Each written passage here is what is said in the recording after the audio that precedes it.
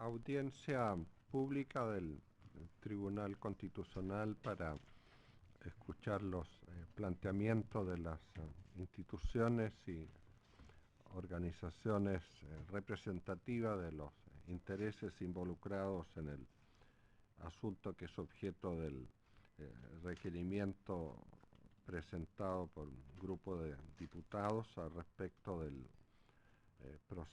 del proyecto de ley que permite la introducción de la televisión digital terrestre. El Tribunal Constitucional, en ejercicio de sus atribuciones, una forma de obtener un conocimiento más profundo del asunto debatido, como en ocasiones anteriores, ha convocado esta audiencia pública a la cual se han anunciado, se han presentado un grupo significativo de instituciones, por lo cual yo requiero la colaboración de quienes comparecen con ellas para que faciliten la realización de la audiencia que será de la siguiente forma. Cada una de las personas que comparece o que representa la institución, o bien si son dos de ellas, en total tienen un tiempo máximo de 15 minutos para exponer oralmente sus planteamientos. Yo les solicito que se atengan al tiempo, porque de otra forma yo tocaré la campanilla, les quitaré el uso de la palabra y desconectaré el micrófono para objeto de facilitar la participación de todos en forma ordenada.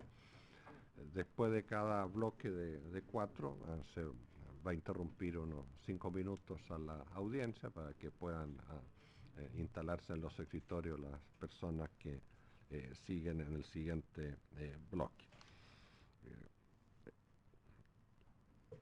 El propósito es en la audiencia de la mañana escuchar a 12 instituciones a través de sus personeros, como que desde el número 1, Colegio de Periodistas de Chile, hasta el número 12, la Asociación Nacional de Radiodifusoras de Chile, ARCHE. Las siguientes van a ser escuchadas en la continuación de la audiencia en la tarde. Solicito al público que permanezca mientras se exponen los personeros de cada una de las instituciones en cada uno de los bloques, no salgan de la sala. Sí podrán hacerlo cuando se interrumpa la audiencia pública. Por su colaboración, muchas gracias por anticipar. Tiene la palabra por el Colegio de Periodistas de Chile, la señora Javiera Olivares Mardones. Muchísimas gracias, ministro. Buenos días a los ministros, a los excelentísimos ministros del Tribunal Constitucional. Mi nombre, como se ha dicho aquí, es Javiera Olivares Mardones. Soy vicepresidenta del Colegio de Periodistas de Chile, en cuya representación me encuentro aquí esta mañana ante este excelentísimo tribunal. Antes de entrar en la materia propiamente tal del requerimiento que nos trae el día de hoy, quisiera referirme someramente a lo que ha sido el análisis que nosotros como organización hemos hecho del proyecto de ley que ya tardó alrededor de 5 años en el Parlamento en ser discutido. Y nos gustaría hacerlo, referirnos a ese tema en virtud de las discusiones que se están dando a nivel regional e incluso a nivel mundial. Y en ese sentido nos parece importante relevar el esfuerzo democrático, discursivo, de debate que se ha dado en la región en torno a distintos derechos que debiesen ser garantizados hoy día por las democracias latinoamericanas. En ese sentido, en el marco de debates incluso de carácter constitucional, se ha aludido de manera importante a la democratización de los medios de comunicación y a la necesidad de que se garantice el derecho a la libertad de expresión y el derecho a la información de la ciudadanía toda. En virtud de eso, se ha insistido en generar o discutir al menos regulaciones y constituciones de carácter garantista en virtud de este derecho, que hay que recordar que está además establecido en la Declaración de Derechos Humanos de 1948. Esas discusiones en general se han dado en virtud de 2 líneas. Primero, en una línea que tiene que ver con justamente garantizar la perspectiva de este derecho en virtud de establecer 3 tipos de medios de comunicación social. Uno, de carácter privado, que es el que evidentemente se produce en un sistema libre mercadista, neoliberal como el que tenemos. Otro, de carácter público, es decir, vía creación de medios de carácter público, de fortalecimiento de ellos. Y un tercer sector que tiene que ver con la sociedad civil y los medios de carácter comunitario. La segunda gran línea de este debate ha tenido que ver con la propiedad de los medios de comunicación y de qué manera el Estado garantiza la regulación en ese sentido y cómo también dentro de esa regulación se evalúa lo nocivo que resulta ser, digamos, el cruce de intereses entre aquellos propietarios de medios de comunicación que son además propietarios de negocios de otro tipo y de otros rubros de la economía. En ese sentido, ¿por qué nos parece importante destacar eso? Porque sentimos que en este debate parlamentario amplio de 5 años, donde se pudo haber por lo menos indagado meridianamente en esta discusión, desgraciadamente no se hizo. El debate respecto de la introducción de la televisión digital terrestre en Chile no tomó en cuenta ninguna de estas condicionantes de manera seria. No escuchó las voces de las organizaciones de la sociedad civil, no escuchó lo suficiente las voces de las organizaciones del mundo gremial, sindical, relacionado al mundo de las comunicaciones. Por lo tanto, lamentamos y nos parece grave que a través de disquisiciones técnicas no se haya dado finalmente esta discusión que nos parece que tiene un profundo carácter político, ideológico, pero que también apunta justamente a la vía de democratizar no solamente los medios de comunicación, sino el debate público y finalmente la democracia toda. Dicho eso, y ante un proyecto de ley que desgraciadamente nos parece insuficiente en su magnitud, creemos que se producen en esta discusión tímidos avances que costó mucho obtener a través de estos 5 años de discusión parlamentaria. Desgraciadamente, y lo que más nos preocupa, es que son justamente estos avances, insisto, tímidos, en virtud de esta orientación democrática que hemos planteado, que se ha generado en la región y en el mundo, son los que están siendo hoy día impugnados por eventualmente ser inconstitucionales por un grupo de parlamentarios de la Unión Demócrata Independiente. En ese sentido, entramos a referirnos a estos puntos. Los puntos impugnados son, primero, la definición de pluralismo contenido en el nuevo inciso 5 del artículo 1 de esta ley y el deber de las concesionarias de promoverlo. Segundo, la obligación de transmitir campañas de utilidad o interés público contenido en la nueva letra M del artículo 12 de esta ley. Hay que decir ahí, con la ingrata sorpresa de que además ayer el gobierno se hizo parte, ¿verdad?, de este requerimiento de inconstitucionalidad que incluye justamente este punto de impugnar campañas de utilidad pública o de carácter público que debiesen ser transmitidas, ¿verdad?, por las señales. En tercer lugar, se impugna la posibilidad de que Televisión Nacional de Chile opte a una segunda concesión, que se dispone en el inciso 11º del artículo 15 de esta ley. Y por último, el deber de los servicios limitados de televisión de difundir en su programación al menos 4 canales de carácter regional, locales o local de carácter comunitario. En ese sentido, y para entrar ya en la argumentación de por qué nos parece que sí digamos, conviven con la Constitución estos 4 puntos antes mencionados, quisiéramos entrar primero en la definición del concepto de pluralismo. Y quisiéramos decir que nos parece absolutamente fortalecedor para el sistema democrático que se defina un concepto respecto del pluralismo, pues nos parece que está directamente relacionado con la garantía de la libertad de expresión y con el derecho a la información, tanto en su expresión individual como en su expresión social. Primero, porque el concepto de pluralismo contenido en este proyecto de ley entrega al Consejo Nacional de Televisión justamente criterios de referencia para valorar conductas que potencialmente podrían ser lesivas al correcto funcionamiento que define justamente esta ley. Es decir, en el fondo se le otorgan ciertas categorías al legislador que pudiesen ser dignas de determinada protección específica.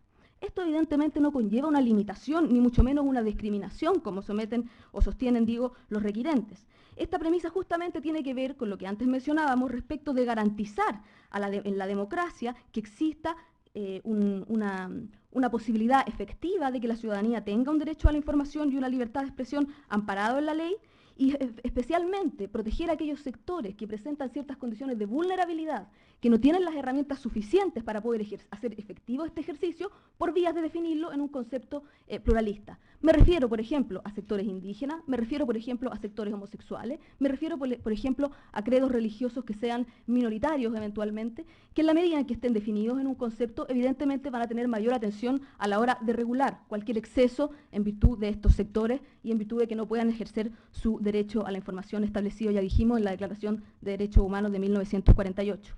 Es importante allí mencionar lo que plantea la Corte Interamericana, de Derechos Humanos. Ella plantea que la libertad de expresión requiere que todos los individuos puedan manifestar su propio pensamiento y que implica también que esto es un derecho colectivo a recibir, que cualquiera, puede tener este derecho colectivo a recibir cualquier información y a conocer la expresión del pensamiento ajeno. ¿Por qué es interesante citar la Corte Interamericana de Derechos Humanos? No en virtud solamente de lo que representa, sino también porque pone sobre la mesa, sobre el discurso, la palabra derecho colectivo. Y es que eso es lo interesante de la perspectiva del derecho a la información y la libertad de expresión, que no es solamente un derecho individual, que es un derecho colectivo, que también permite el ejercicio de otros derechos. En la medida en que toda la ciudadanía tenga acceso a la información pública de carácter trascendente, podrá ser efectivo el ejercicio de otro tipo de derechos. Por lo tanto, excelentísimos miembros de este tribunal, lo que se genera aquí es una discusión ideológica, es una discusión política, no es una discusión de carácter técnico. Lo que se genera aquí es que existen distintos espacios y sectores que están representados en las 16 organizaciones que están aquí hoy día y que probablemente tienen posiciones antagónicas. Están aquellas que se identifican con un paradigma neoliberal, efectivamente, que establece que la libertad tiene solamente una correlación en lo individual y que la perspectiva de derecho, por lo tanto, requiere de esa libertad individual, de esa individualidad, digo, por sobre, con una valoración por sobre cualquier otro tipo de derecho colectivo, inclusive aquellos valores y derechos colectivos supremos, como la solidaridad, como la generosidad, como la igualdad, como la mancomunión finalmente. Lo interesante de todo esto, excelentísimos ministros, es que finalmente este debate se genera en un Chile que ha cambiado, en un Chile que en el último tiempo ha dicho: nosotros no nos sentimos satisfechos con un sistema que nos provee solamente derechos individuales. Nosotros exigimos que derechos como la educación, como la salud, en este caso como la democratización de las comunicaciones, tengan también una perspectiva de carácter colectivo. Es decir, tengan que ver también con un ejercicio democrático, ciudadano y social. Y en esa medida también seremos más libres. Por lo tanto, la disquisición respecto de la libertad, la disquisición respecto del pluralismo, no solamente se ampara en la medida en que la libertad de expresión se entienda como una libertad de empresa, como una libertad de que solamente existan diversos tipos de medios de comunicación de carácter privado, sin resguardar con certeza que existan medios de otros rubros, como de carácter comunitario o de carácter público. Surge entonces el deber del Estado de proteger esta libertad de expresión en esta medida, tanto pública como individual, y garantizar el derecho de la información en esta vía, en la perspectiva de fortalecer entonces el libre intercambio de ideas y opiniones por una salud del sistema democrático, excelentísimos ministros, protegiendo de manera especial, insisto, aquellos sectores de carácter vulnerable que no pueden hacerse cargo por sí solos ni en base a la libertad de mercado que establece el neoliberalismo, del ejercicio de este tipo de derechos. Esto en particular se ve ilustrado en el caso de la televisión, excelentísimo tribunal, incluso a través de fallos de este propio Tribunal Constitucional, que tiene que ver con que han planteado aquí que justamente la televisión tiene un impacto social masivo, porque no solamente llega a amplias cantidades de la sociedad, por no decir a la mayoría probablemente, hay que decir que en Chile alrededor de 3 horas diarias de televisión ven los ciudadanos, sino también porque emplea el espectro radioeléctrico, que según aquí mismo se ha dicho es un bien nacional de uso público. Por ello que tiene una función privilegiada, una función social privilegiada, y por dicho privilegio debe tener ciertas regulaciones, evidentemente. Lo que se ha dicho aquí cuando, para el plebiscito de 1988, en virtud de la sentencia que se esgrimió a raíz de la franja electoral, donde se planteó justamente que la televisión cumple esa función pública y su ejercicio conlleva un privilegio que justifica la imposición de ciertas obligaciones, mesuradas y razonables, sin duda. Criterios que fueron reafirmados este año en el primer semestre tras la sentencia pasada de la franja electoral de las elecciones primarias de este año. En síntesis, excelentísimo tribunal, ¿qué permite garantizar la existencia de un pluralismo en un sistema democrático? ¿No conceptualizarlo? ¿Dejar que la libertad de empresa esté por sobre ciertas regulaciones que permitan proteger a ciertos sectores vulnerables? ¿Entender la libertad de expresión y el derecho a la información solo como el hecho de evitar la censura? Evidentemente, como Colegio de Periodistas de Chile, nos distanciamos de esa precisión. Nosotros creemos que sí es necesario que exista cierta regulación razonable y mesurada, como se ha planteado aquí, pero que exista en vías de proteger a estos sectores que ya hemos mencionado y en vías también de poder proteger un debate democrático sano, que incluya las distintas voces, incluso de aquellas voces que no tienen voz hoy día, por el hecho de no tener herramientas, y especialmente en un sistema que ostenta de los índices de concentración mediática más altos de América Latina. No nos olvidemos que estamos en un país que tiene el más absoluto y férreo oligopolio de medios de comunicación, donde la propiedad cruzada de los propietarios de los medios de comunicación incluye no solamente holding comunicacionales en las 3 plataformas, medios de televisivos, de radiodifusión y prensa, sino además los mismos propietarios son parte de holding del retail, ¿verdad?, de grandes cadenas supermercadistas, de acciones inmobiliarias, etc. Entonces, evidentemente, hay un cruce de intereses y hay un oligopolio mediático, que en el caso de la prensa escrita es un duopolio, todavía peor, que no está hoy día regulado bajo ninguna ley de manera suficiente en este país. Por lo tanto, en este espacio nos parece importante decir que esta definición somera de pluralismo viene en la dirección justamente correcta, que intenta contrarrestar este tipo de situación concentrada en Chile. Para ir terminando, quisiéramos agregar también los otros artículos impugnados. La obligación de transmitir campañas de utilidad pública no constituye para nosotros una discriminación, excelentísimo tribunal, pues se trata de una carga razonable que resguarda el bien público asociado a la perspectiva del derecho a la información y que exige que se garantice el derecho de una sociedad justamente de estar informada de aquellos hechos que la afectan de manera trascendente. La razonabilidad, además de este punto, se desprende en la propia ley. Hay que decir que la norma define el objetivo de estas campañas como una forma de proteger a la población y difundir el respeto y promoción del derecho de las personas. Con sorpresa, insisto, reiteradamente, con sorpresa, hemos visto que el gobierno de Chile se ha hecho parte de este requerimiento de inconstitucionalidad, inclusive en este punto. Ahora mi pregunta es, excelentísimo tribunal, si al gobierno de Chile no le preocupa efectivamente que las campañas de utilidad pública, que la información trascendente llegue a toda la ciudadanía, ¿quién es el llamado a preocuparse de que eso efectivamente se produzca? ¿Los privados? ¿El duopolio de la prensa escrita? ¿Los dueños de las inmobiliarias que a la vez son dueños de medios de comunicación? Creemos que es un poco más iluso pensar que así va a ser. Y lamentamos, no solamente nos sorprendemos, lamentamos profundamente que el gobierno no entienda la trascendencia política y democratizadora de este debate. Creemos que no está a la altura de un debate democrático que sí se está dando en tantas otras partes del mundo y de la región latinoamericana. En tanto, la posibilidad de Televisión Nacional, que es otro punto impugnado, que Televisión Nacional opte a una segunda concesión, tampoco representa en lo absoluto una discriminación arbitraria, por favor, excelentísimo tribunal. Si lo que se plantea ahí en el fondo es que Televisión Nacional de Chile tenga este tipo de concesiones toda vez que su empleo se restrinja solo a la transmisión de contenidos regionales de la propia concesionaria o de otros concesionarios que no cuenten con medios propios. Vale decir, lo que se está haciendo es justamente proteger a estos sectores vulnerables que no tienen acceso hoy día a difundir su propia opinión, a ejercer su derecho a la libertad de expresión y derecho a la información.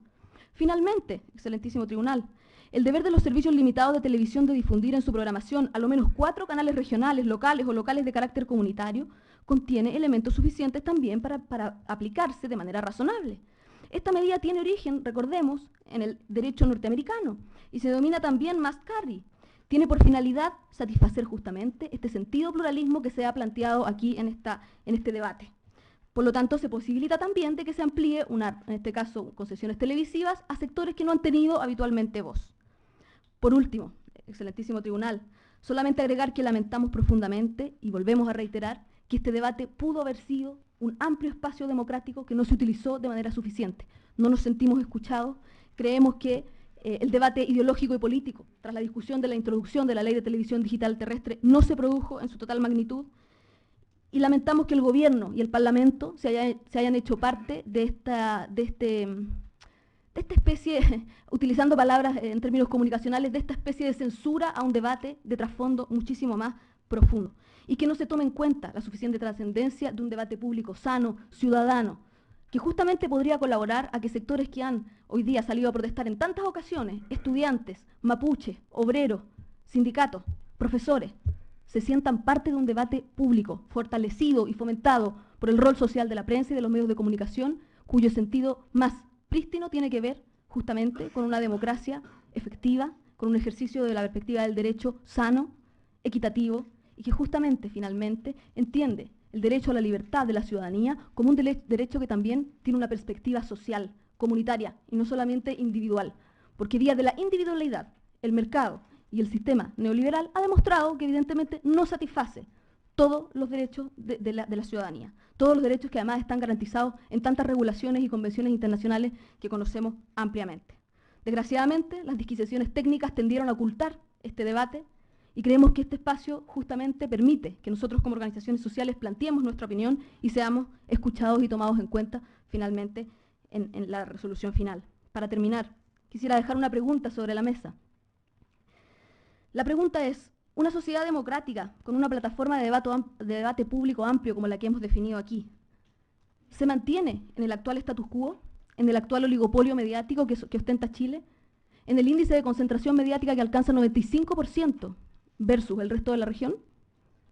O más bien, creemos que un debate democrático se alcanza en la posibilidad de que otorguemos verdadera efectividad al ejercicio del derecho a la comunicación, a la libertad de expresión, a la información, al resto de la ciudadanía que hoy día se siente invisibilizada. Como colegio de periodistas, evidentemente, nos sentimos parte de la segunda, nos sentimos más cercanos de la segunda pregunta y creemos que es hora de que Chile dé alternativas de voz a aquellos que no la tienen. Muchas gracias. Tiene la palabra por el Centro de Estudios Libertad de Desarrollo, el señor José Francisco García García. Muchas gracias, presidente. Agradezco la posibilidad de exponer los planteamientos del Centro de Estudios Libertad y Desarrollo, un centro de estudios que promueve los valores de la sociedad libre y que en el día de hoy viene a plantear 3 puntos respecto de reparos de constitucionalidad que se han efectuado a este proyecto de ley que permite la introducción de la televisión digital terrestre. Y probablemente, a modo de introducción, no es posible sino comenzar este debate valorando en general este proyecto de ley. Se trata incluso, según los especialistas, de un proyecto de ley que llega demasiado tarde de acuerdo a los avances tecnológicos que se requieren en un mundo globalizado como el de hoy. Pero ello no obsta a que algunas normas del proyecto de ley sean incompatibles con el texto de la Constitución, con la jurisprudencia de este excelentísimo Tribunal Constitucional y con la tradición constitucional chilena. Y en realidad tratar de analizar y examinar a la luz de la Constitución, de la jurisprudencia de este excelentísimo tribunal y la tradición constitucional chilena, es que encontramos 3 normas que nos parecen de la máxima relevancia y que ojalá el Tribunal Constitucional examine y las acoja desde la perspectiva del requerimiento que algunos parlamentarios han presentado. Se trata en primer lugar de la definición de pluralismo, en segundo lugar de las campañas de utilidad pública, y en tercer lugar de la denominada segunda concesión de televisión nacional. En ese orden haré brevemente mi exposición. En primer lugar, desde la perspectiva de la definición de pluralismo que nos entrega el artículo 1 del proyecto de ley, se trata de una definición, no la voy a citar simplemente por ahorrar tiempo, se trata de una definición que es arbitraria, restringida y excluyente, y así además lo ha sostenido el Ejecutivo. Se trata de una noción de pluralismo que debilita, en otras palabras, el sentido amplio que debe tener el pluralismo. Y en contraposición a lo que sostiene la colega que he expuesto anteriormente, en realidad el problema que tenemos acá es que esta definición estrecha de pluralismo en realidad se opone no a la libertad de expresión como derecho público subjetivo, sino a una concepción mucho más robusta, ¿no? Entre nosotros, por ejemplo, recientemente, el ministro García ha publicado en este Tribunal Constitucional un texto sobre la materia, donde él recoge precisamente aquella tradición de libertad de expresión en su vertiente objetiva. ¿Y cuál es esta tradición en su vertiente objetiva? Es aquella que ve la libertad de expresión, la libertad de información y opinar como un pilar del sistema democrático. Eso es lo que está en juego. No son solamente derechos públicos subjetivos, es la libertad de expresión en su vertiente más robusta, ¿no? En la vertiente de pilar del sistema democrático. Ahora, la idea central detrás de esta expresión la encontramos en autores como Owen Fish, obviamente, y el ministro García recoge esa tradición. Y en términos mucho más amplios, es la tradición norteamericana que se establece en el fallo New York Times versus Sullivan, donde se establece un compromiso nacional a favor de un debate desinhibido, vigoroso, robusto y abierto sobre los asuntos de importancia pública. Esa regla que se establece como precedente en 1964 es hoy día una regla que acompaña a los diversos sistemas jurídicos, no solamente la tradición del profesor Fish, que muy bien recoge en nuestro país el ministro García, sino que se recoge de nuevo, como bien establece además el propio ministro García, de que la tradición constitucional chilena ha sido partidaria de esa interpretación de la libertad de expresión desde sus primeros momentos republicanos. No necesitamos citar hoy día a Fray Camilo Enrique o a José Victoriano Lastarria para comprobar esto. Pueden leer el libro del ministro García y tantas obras en materia de libertad de expresión que se ha escrito. Tratar de reducir la libertad de expresión en Chile como derecho público subjetivo es básicamente no entender ni nuestro texto constitucional, ni tampoco esta tradición constitucional chilena. En todo caso, este debate en torno al pluralismo y su relación con la libertad de expresión no es algo que obviamente solamente nos esté preocupando a los chilenos. Distintas jurisdicciones constitucionales han tenido que hacerse cargo de esta cuestión en tiempos relativamente recientes. Obviamente encontramos jurisprudencia, estoy pensando en la Corte Constitucional Italiana, que ha justificado que el valor del pluralismo pueda importar restricciones a la libertad de prensa de los medios de comunicación.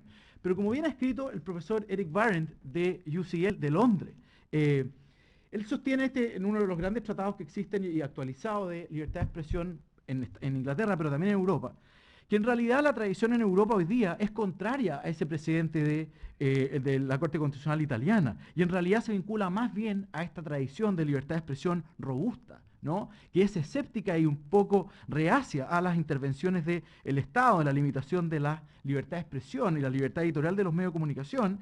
Y así están los casos, por ejemplo, de Alemania, que ha tenido en los casos de televisión, que una serie de precedentes entre 1961 y 1992 que se han hecho cargo de estos debates, a pesar de que el Estatuto de Televisión Pública en particular en Alemania es particularmente robusto. Porque el profesor Barrett llega a una conclusión que es obvia, digamos, ¿no? Dice, obviamente el Estado tiene una preocupación respecto de la conexión que existe entre pluralismo y libertad de expresión, pero esa conexión se debe garantizar o se debe promover no mediante obligaciones o limitaciones de derechos fundamentales ni de personas naturales como tampoco de personas jurídicas, sino a través de otro tipo de mecanismos, incentivos, fondos públicos concursables, subsidios, en otras palabras, fórmulas menos lesivas respecto de los derechos fundamentales para promover visiones de pluralismo que puedan ser considerados por algunos más amplias.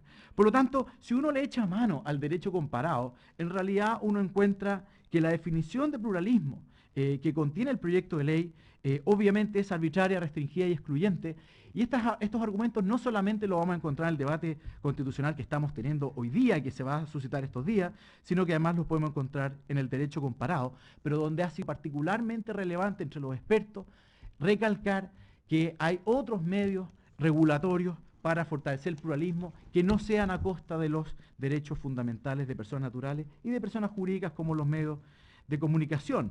Se trata asimismo de una cuestión que este tribunal, este excelentísimo tribunal, en la sentencia Roll 567 de 2007, ha establecido de manera bastante clara. Y cito con su permiso, presidente. El pluralismo se enmarca dentro de la libertad, tanto en el campo de las creencias e ideas como en el de las organizaciones voluntarias, entre las que cabe señalar a los partidos políticos o movimientos políticos. Se define como reconocimiento de diversidad. Su nombre deriva de la pluralidad de ciudadanos y sus derechos. Su antítesis es la uniformidad. Su antítesis es la uniformidad. El pluralismo comprende la libertad para elaborar ideas, el derecho a difundirlas y a organizarse para llevarlas a la práctica. El derecho a difundirlas y a organizarse para llevarlas a la práctica. Considerando 22 de la sentencia Roll 567 de 2007. Se trata de una concepción robusta de pluralismo, la que nos entrega este excelentísimo tribunal, pero se trata también de una definición que teme a la uniformidad y teme a las restricciones a derechos fundamentales. Por lo mismo, y parte de esta definición de pluralismo que se contiene en el artículo 1 del proyecto de ley, es que está la obligación de la promoción de estos principios que se han definido como propios de este pluralismo. Y nuevamente, no tenemos que recurrir tampoco al derecho comparado, ni siquiera a los constitucionalistas más destacados de este país. Nos basta ir a la mejor de nuestra tradición constitucional en el fallo de este excelentísimo tribunal conocido como la Ley de Prensa de 1995, donde se robustece el principio de autonomías sociales, principio que posteriormente sería nuevamente robustecido en el denominado fallo People Meter. Por su intermedio, presidente, quiero citar algunos considerandos rápidamente de este fallo de 1995, un precedente que me parece extraordinariamente robusto. Dicha autonomía para cumplir con sus propios fines específicos implica la necesaria e indispensable libertad de esos grupos asociativos, los medios de comunicación, para fijar los objetivos que se desean alcanzar, para organizarse del modo que estimen más conveniente sus miembros, para realizar sus propios actos y la forma de administrar la entidad, todo ello sin intromisión de personas o autoridades ajenas a la asociación o grupo y sin más limitaciones que las que impongan la Constitución. Si bien este tribunal aceptará que la disposición requerida no atenta contra el texto constitucional, debe señalar que lo hace solamente en el entendido que el derecho establecido en el proyecto de ley para que las personas reciban información se refiere a que proporcionada por los medios de comunicación nace el derecho. Ello no significa en ningún caso que se pueda obligar a alguna persona o a algún medio a entregar determinadas informaciones. Si así fuera y se entendiera que la autoridad puede obligar a las personas o a los medios a informar, se estaría atentando contra claros preceptos constitucionales, como son la autonomía de los grupos intermedios, que está consagrada en el artículo 1, inciso 3 de nuestra ley fundamental, y la libertad de opinar y de informar sin censura previa. Y como corolario, considerando 24, que a mayor abundamiento, toda otra comprensión del precepto legal objetado podría interpretarse en el sentido que se estaría imponiendo una forma de censura al obligar a entregar información, lo que violenta el derecho en su esencia. En síntesis, la norma de pluralismo arbitraria, excluyente, restrictiva, que además impone una obligación de promoción de ciertos principios vinculados a esa definición arbitraria, excluyente, restrictiva de pluralismo, nos parece vulnera abiertamente no solamente la línea editorial de los canales, sino que en un sentido mucho más profundo el artículo 19, número 12 de la Carta Fundamental y el principio de autonomías sociales contenido en el artículo 1, inciso 3 de la Constitución. Y nuevamente bajo una mirada robusta a la libertad de expresión, en su mejor lectura, en su lectura objetiva, no solamente como derecho público subjetivo. Hay obviamente un interés público en tratar de que los medios de comunicación sean particularmente tengan la capacidad para poder fiscalizar y para poder expresar libremente sus puntos de opinión, precisamente frente al poder estatal. Si este excelentísimo tribunal no defiende ese principio, en realidad buena parte de lo que concebimos como una sociedad democrática o un Estado de Derecho, y la idea misma de pluralismo, obviamente queda en jaque. En segundo lugar, me quiero referir a la obligación de campañas de utilidad pública o de interés público que están establecidos también en el artículo 1 del proyecto de ley. En síntesis, la regla general establecida contenida en la letra M del artículo 8, del numeral 8, es dictar normas generales y obligatorias para los concesionarios y los permisionarios de servicios limitados de televisión relativas a la obligación de transmitir campañas de utilidad o de interés público, y después desarrolla esas reglas en una serie de otros incisos. Y si nosotros analizamos la realidad actual de nuestro ordenamiento jurídico, hoy día no existe obligación alguna para que los canales de televisión transmitan estas campañas, aunque en la práctica lo hacen. En la práctica lo hacen, se plega a aquellas campañas que sean realmente de interés público. Pero en realidad, esta obligación que se establece en el proyecto de ley dista muchísimo de la situación actual. Y en realidad se establece esta imposición que es incompatible con el texto constitucional. Y es incompatible nuevamente con la libertad de expresión, la libertad de información y de opinión, ¿no? En segundo lugar, se trata no solamente de un atentado de nuevo contra esta libertad de información y de opinión, sino que también se trata de una carga pública discriminatoria que violenta texto expreso de la Constitución, artículo 19, numeral 20. Se trata además de una carga que no solamente es discriminatoria, porque obviamente se le aplica solamente un subconjunto dentro de los medios de comunicación social. Pero lo que es particularmente grave es que, y contrariamente al espíritu del proyecto de ley, se basa esta imposición en una visión anacrónica del rol e influencia de la televisión abierta en la sociedad. La televisión digital y todo el debate tecnológico que tenemos hoy día apunta principalmente a que el monopolio de la televisión abierta ha dejado de ser tal, y la cantidad de medios de comunicación, los medios para informarse, los medios de participación ciudadana, y uno basta mirar algunas publicaciones internacionales y leer algunos artículos extranjeros que vinculan la primavera árabe a la revolución de Twitter, ¿no? Esa no fue una revolución o una participación ciudadana relevante a través de la televisión abierta. Fue una revolución, gran participación ciudadana a través de otro tipo de medios de comunicación. Por lo tanto, esta carga pública discriminatoria que se establece contra estos medios de comunicación en particular, además son anacrónicas entonces respecto del rol que tiene la televisión abierta. Y en particular, en tercer lugar, se trata de una carga pública discriminatoria y una obligación que obviamente va a ser gratuita. Y en esta materia ya hay precedentes sentados por este excelentísimo tribunal que establece con meridiana precisión la problemática constitucional de estas cargas públicas discriminatorias, que además son gratuitas. Y el fallo de turno de abogados, no lo voy a citar en esta oportunidad para avanzar, es probablemente el mejor precedente que tenemos en esta materia. Pero asimismo, la imposición de esta carga. Su tiempo ha concluido, le ruego Voy a terminar inmediatamente, presidente. Se trata entonces, además de un atentado contra los canales de televisión abierta como sociedades intermedias. En el caso, finalizo con esto, en tercer lugar, la segunda concesión a Televisión Nacional, se trata de vulneración a la igualdad ante la ley y ante la igualdad y la garantía de no discriminación arbitraria en materia económica. En conclusión, los preceptos del proyecto de ley, estos 3 preceptos del proyecto de ley, son contrarios no solamente a nuestra Constitución, a texto expreso, sino que a nuestra mejor tradición constitucional chilena y en particular a los precedentes que ha establecido este excelentísimo Tribunal Constitucional. Muchas gracias, presidente.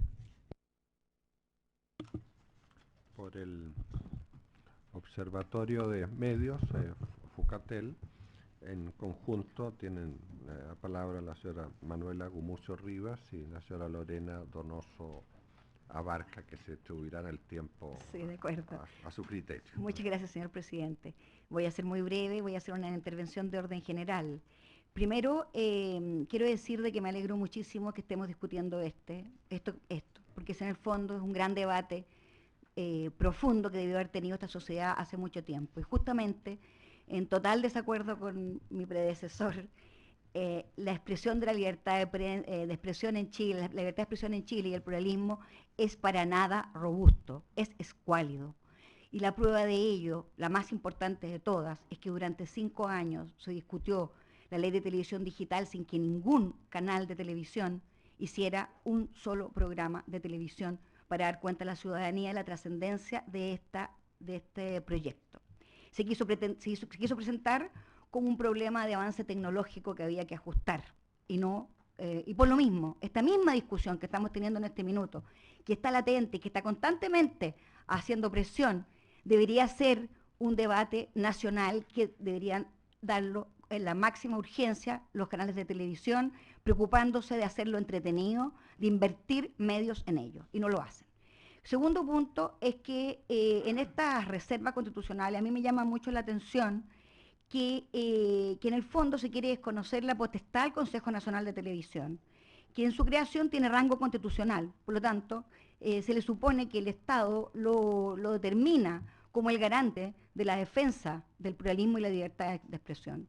Está compuesto por una representación política, correlato del Parlamento, que a mí no me gusta, no entiendo por qué estas mismas personas que están haciendo esta reserva no hicieron en su momento de la discusión de la ley una propuesta de reforma de la composición del Consejo Nacional de Televisión si es que no les merece fe. Porque aunque a mí no me gusta, yo sí acepto que el Consejo Nacional de Televisión tenga el poder, con esa representación bastante diversa, de determinar si un canal ha sido o no pluralista. No es un concepto tan difícil de definir el pluralismo.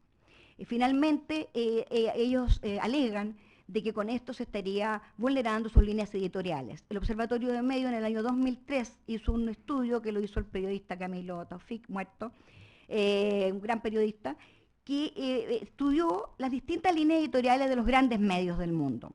Y uno de los aspectos más importantes es que esas líneas editoriales son todas de conocimiento público. Cuando en esos años nosotros confrontamos al Mercurio y a La Tercera preguntándoles cuáles eran sus líneas editoriales, dijeron que las tenían, pero que no eran de conocimiento público.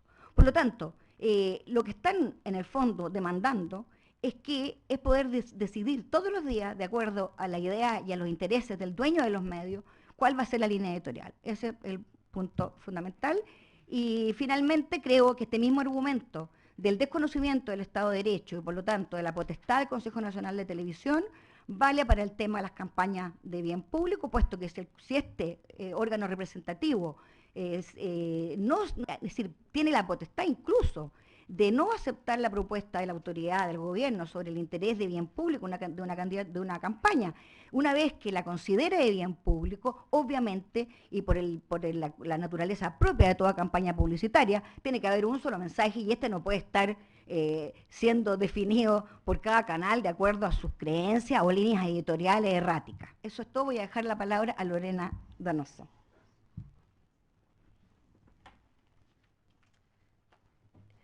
Muy buenos días, agradezco asimismo también al excelentísimo tribunal el permitirnos intervenir hoy día. De mi parte, solamente les voy a hacer presente que la UNESCO, la Unión Internacional de las Comunicaciones, cuando se presentó el problema de la digitalización de la televisión, hizo ver a las naciones de que esto no era solamente un cambio tecnológico, sino una nueva televisión, una nueva forma de concebir el medio de comunicación a través del cual se ha considerado a nivel mundial que es el medio más con mayor penetración social a la hora de difundir mensajes y ejercer la libertad de expresión. Uno de los temas esenciales que señaló la UNESCO que debían abordar las legislaciones dice relación con 3 tópicos que hoy en día están sobre la mesa acá. Uno de esos es que se garantice el acceso a los distintos sectores de la sociedad a la televisión, como bien señaló nuestra antecesora del Colegio de Periodistas. En esta ley se garantiza medianamente, tímidamente, una reserva a la sociedad civil y a la diversidad a través del reconocimiento de la televisión regional, local, comunitaria y educativa. La norma del McCarthy tiene que ver con esa libertad y con esa exigencia que nos hace la UNESCO de posibilitar de manera efectiva y cierta el acceso de estos sectores de diversidad a la televisión y a la capacidad de poder transmitir y emitir sus contenidos a la sociedad.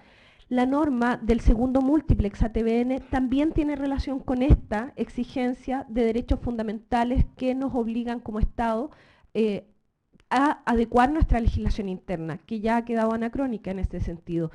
Televisión Nacional de Chile, con este segundo múltiplex, tiene la obligación o la carga pública de transportar a estas televisiones de diversidad en sus parrillas programáticas. Y no es de manera gratuita ni tampoco discriminatoria, por cuanto la misma norma establece, la misma ley establece en otro artículo que no está controvertido, la existencia de subsidios que va a dar el Estado para financiar estas transmisiones, con lo cual no va a quedar al arbitrio, no va a quedar con un poder exacerbado Televisión Nacional de Chile en esta materia, ni lo va a descompensar al mercado en esta materia. Consideremos que los demás canales de televisión también tienen la posibilidad de prestar este servicio, este mercado secundario, con lo cual no quedan excluidos de este mercado y por tanto tampoco no habría una discriminación arbitraria a su respecto. La segunda obligación de la UNESCO que nos señala que tenemos que presentar o analizar a la hora de migrar hacia la televisión digital dice relación con las cargas públicas. El espectro radioeléctrico, que es un bien nacional de uso público, como bien se ha señalado y creo que estamos todos de acuerdo en eso, es un bien que se entrega de manera gratuita a los canales de televisión para que lo exploten de manera económica y, por tanto, necesariamente deben estar sujetos a ciertas cargas públicas. La carga pública de transmitir las campañas de utilidad pública es una carga mínima, que obedece a imperativos constitucionales asimismo, como guardar el bien común de la comunidad, la salud, la educación, en muchos casos la vida y la integridad de las personas. Un mensaje transmitido de acuerdo a una línea editorial oscura, como ya se ha señalado, o desconocida, en definitiva puede terminar produciendo riesgos a la salud de las personas, riesgos a la vida de las personas, y por tanto el mensaje debe de ser único.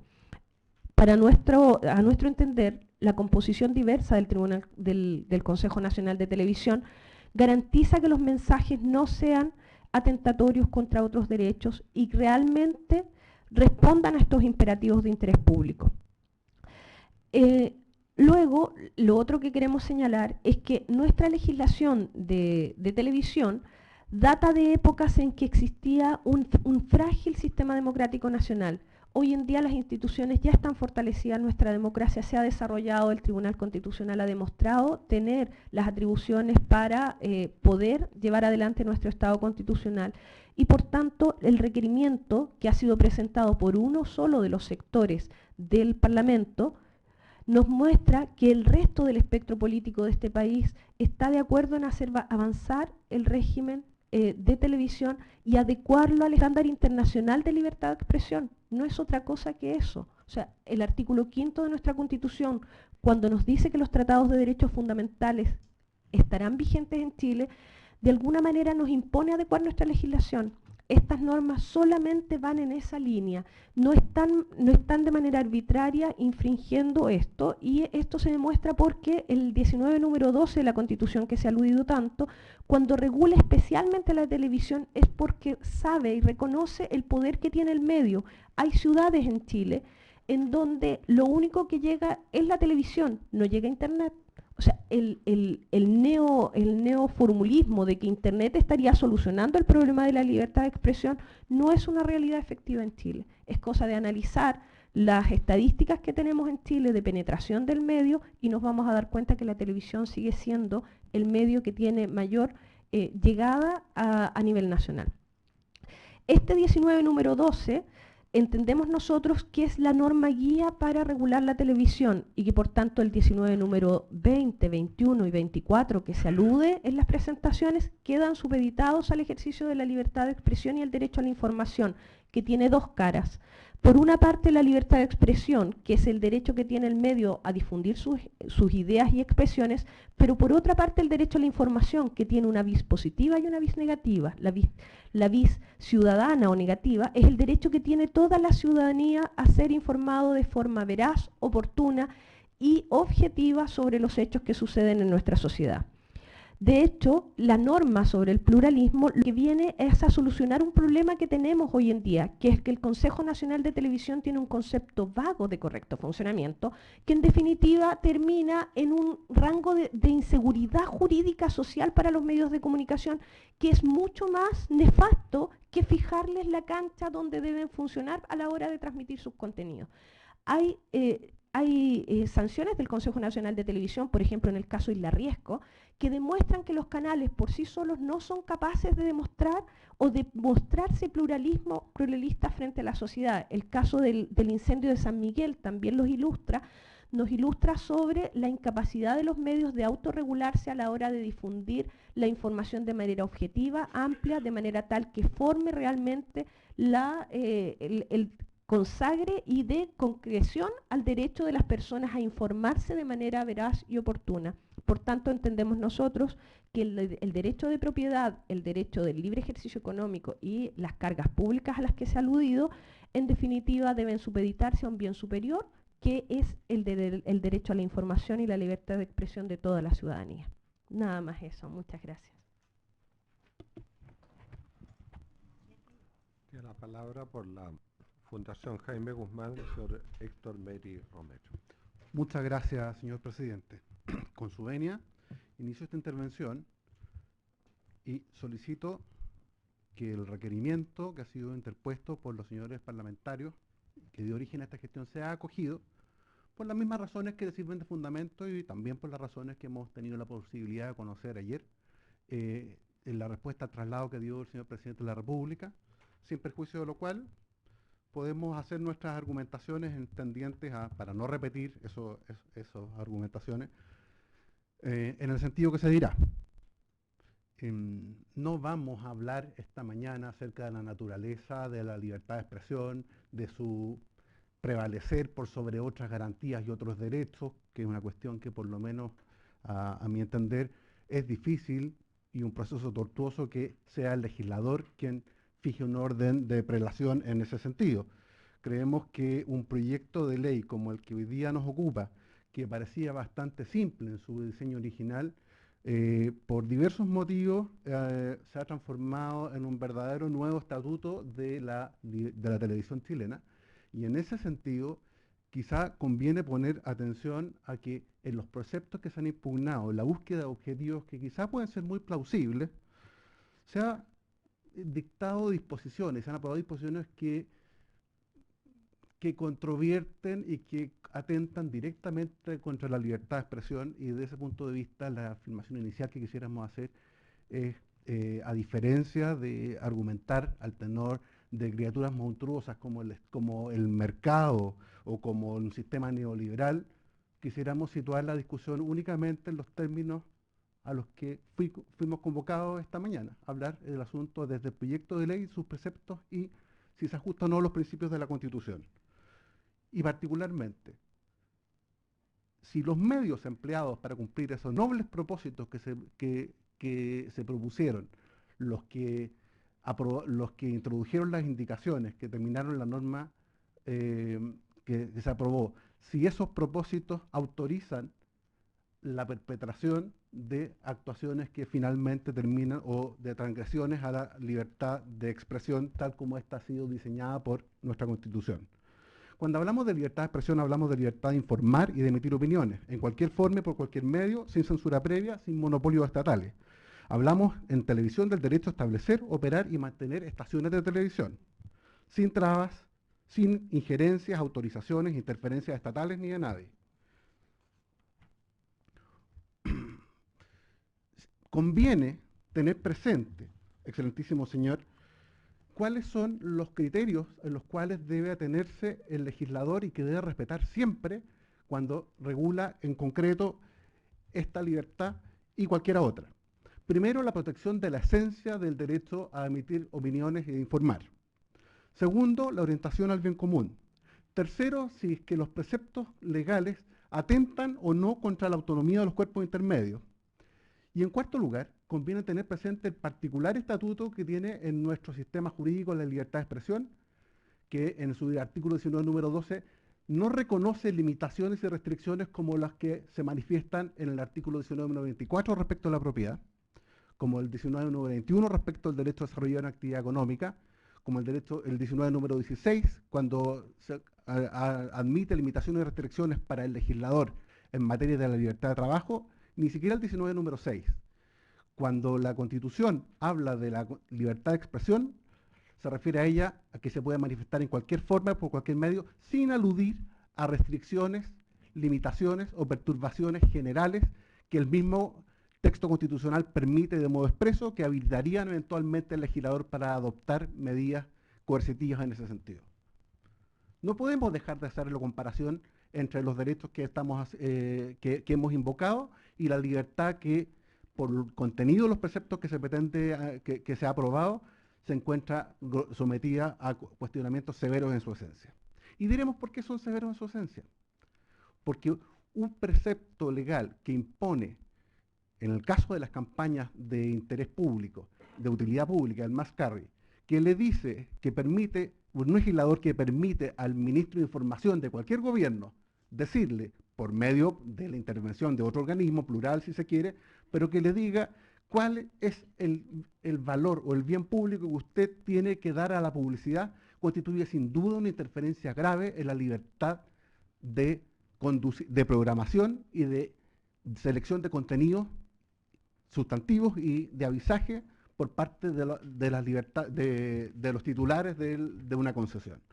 Cuando el Estado se permite eso, cuando el Estado se permite ordenar a los medios de comunicación que deben portar forzosamente señales de contenido local, lo que está haciendo el Estado a través del legislador es imponer deberes contrarios a la esencia de la libertad de decidir mis propios contenidos.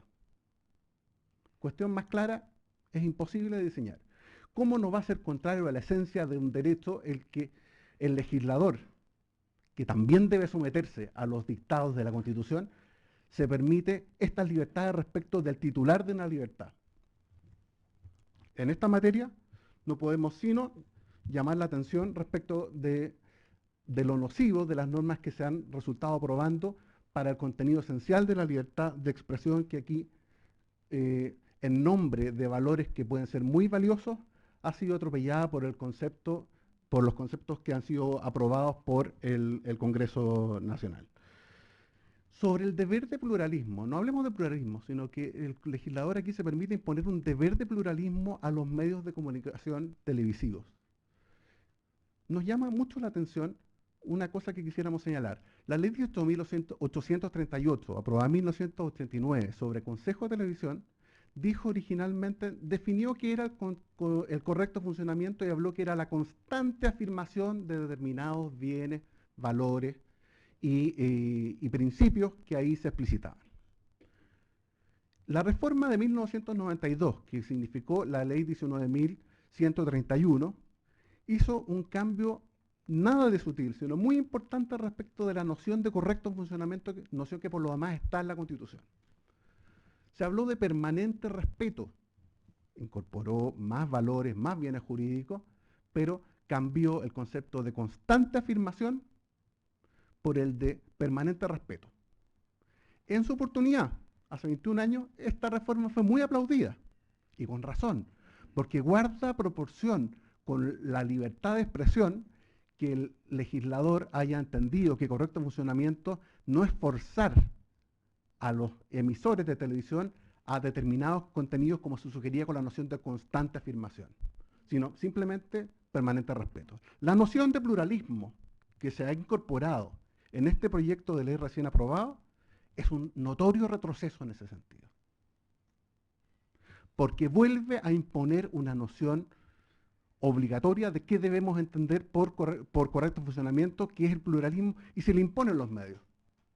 Coincidirá su señoría excelentísima que si yo fuera propietario de una señal de televisión hipotéticamente destinada a emitir contenidos de una religión que yo pudiera profesar como la evangélica, y el Estado me impone a través de estas campañas de interés público contenidos que pueden pugnar con mi línea editorial, voy a estar forzado a emitirlo porque es superior el valor de la...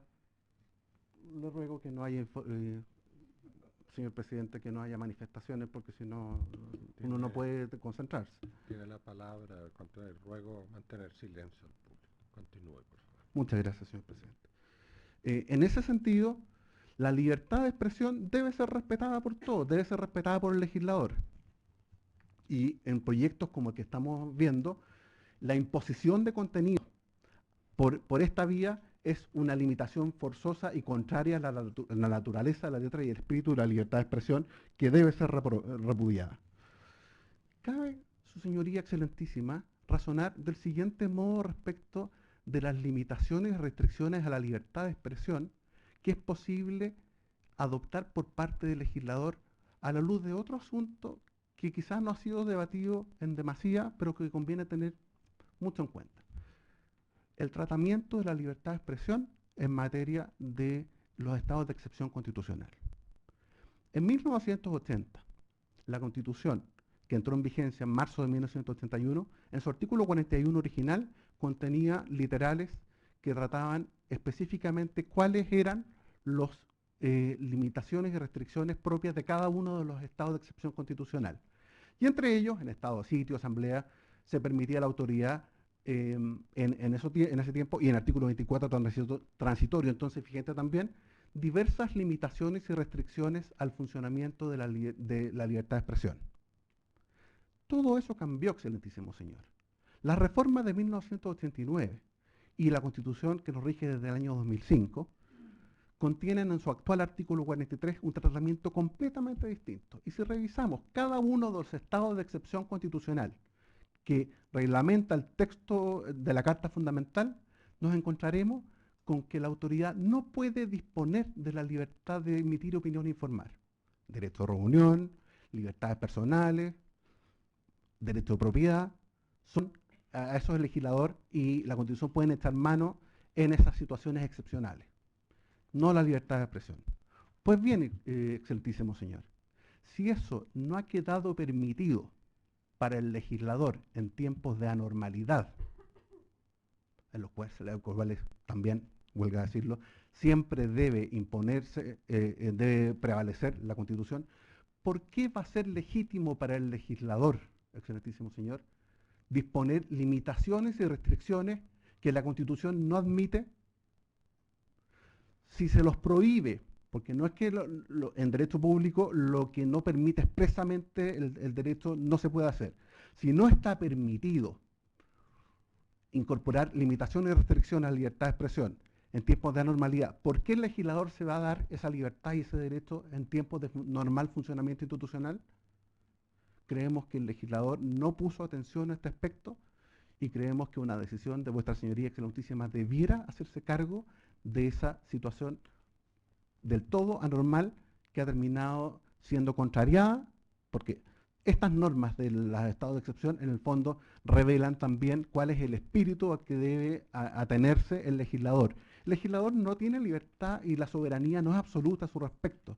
Cuando se habla del contenido esencial, emulando a mi predecesor José Francisco García, voy a citar al ministro señor García en un artículo que publicó en Cuadernos del Tribunal Constitucional, hace referencia en concreto al contenido esencial en los siguientes términos, si me permite leer su señoría. La garantía del contenido esencial es expresión y tutela del límite de la soberanía. No hay manera más breve y explícita de decirlo. Se ha dicho,